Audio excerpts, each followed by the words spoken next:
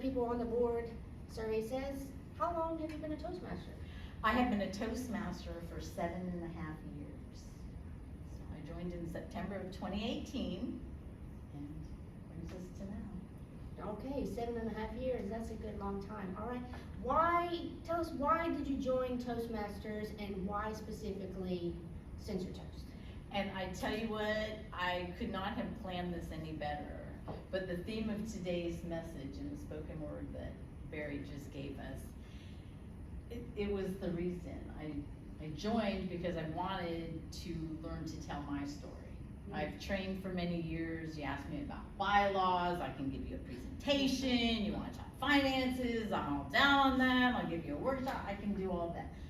But when it came time to telling anybody one thing about me, no, that was gonna not happen. So finding my story and my voice and realizing that yes, it did add value even though others might not think so, I found a way. Oddly enough, Censor Toast was the second club I visited. I know, right? However, my first club that I went to was Sherry Thomas's club. Oh. And she is a guest right here in this room. And the reason I chose Censor Toast was because they met on Wednesdays at noon. Now Sherry's club met on Fridays at noon, which is great. But when you have a 3-day weekend, that like interfered a lot. And a girl likes to do things, and it usually starts on a Friday. So it was like, well, no. At least if I waited till Wednesday, I had like a day or two to like get my ducks in a row before I would present. So instead of looking forward through the 3-day weekend trying to sit through a meeting, I sit and put myself in the middle of the week. It's a hump day nooner. It's not to lie. Right, so the time was a big factor for you. All right. And the day.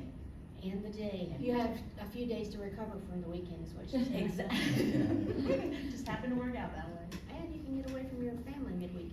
All right, and so you became Distinguished Toastmaster, and tell us what did you do? Tell us the steps. How did you do that? Toastmasters International lays out a very outlined program that says this is how you go about getting it. The program requirements include completing 2 pathways, sponsoring a club or doing a youth leadership, mentoring a club or sponsoring a club. Creating a new club is really the goal there, right? But you also have to do a year as a club officer Okay.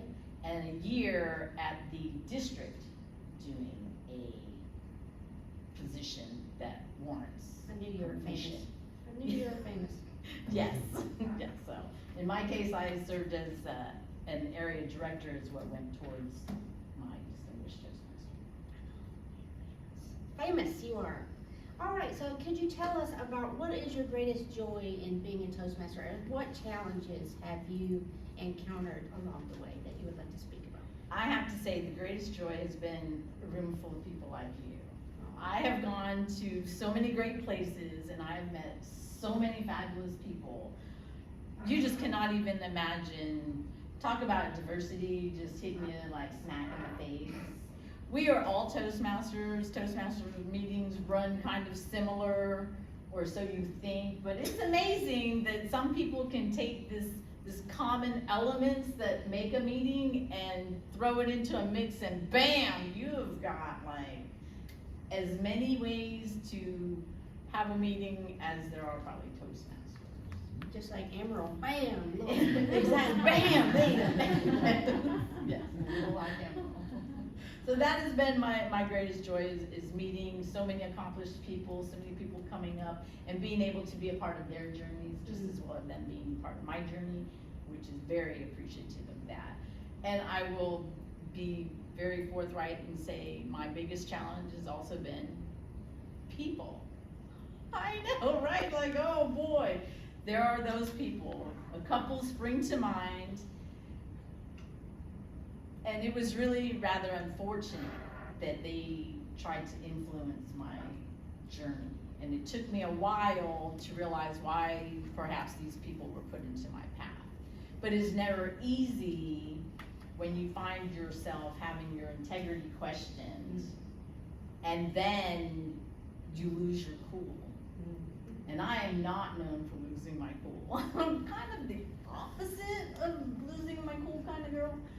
But I did, and I was not very proud of myself. And I had to go to my team, and I had to apologize. I had to say, look, they got looked at me like, what are you even talking about?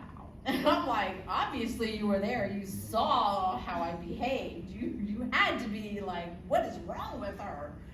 But, you know, I survived it, and I recently came across both of the two people I'm thinking of, and my attitude was kill them with kindness and to watch them kind of squirm. Hi, welcome to our event. And they're like, I treated her so badly. That's right, but We can I'm not just gonna turn around learn and do from this. it. All right, before we have to cut to commercial break for this podcast, do you want to show us quickly what, I think you have something in the box that you want to show us? Well, it's funny because I got this surprise The music's gonna start playing soon. email from Toastmasters International. It's like at the end. And they said, hey, distinguished Toastmaster K. I was like, whoa, I like this already. They said, we're sending you a package. And I'm not one to be on social media much, but I hear unboxing is a thing. Here we are, we're gonna unbox my surprise. Yes! From We've got some Toastmasters. bubble wrap.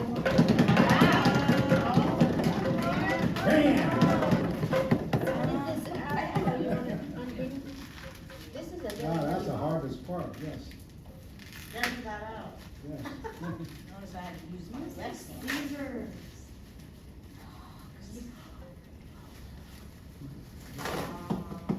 Oh, boy. Oh, more wrapping. Wow, thanks, Toastmasters. You gave me lots of bubbles and packaging and